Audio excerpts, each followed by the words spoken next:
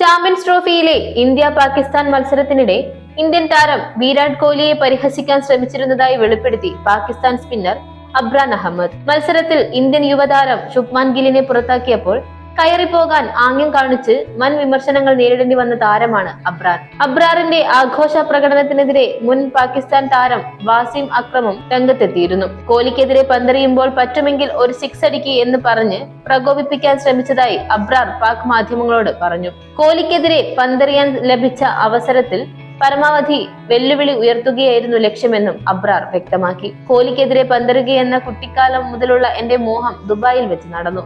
അതൊരു വലിയ വെല്ലുവിളിയായിരുന്നു. കോഹ്ലിയെ കളിയാക്കാൻ ഞാൻ ശ്രമിച്ചു.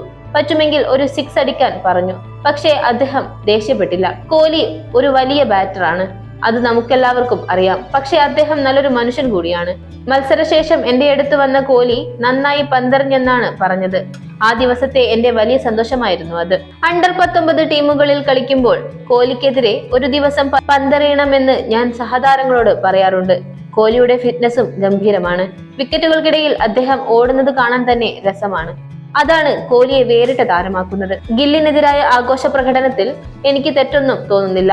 ഞാൻ എന്തെങ്കിലും തെറ്റ് ചെയ്തതായോ അത് ആരെയെങ്കിലും വേദനിപ്പിച്ചതായോ ഒരു ഒഫീഷ്യലും എന്നോട് പറഞ്ഞിട്ടില്ല.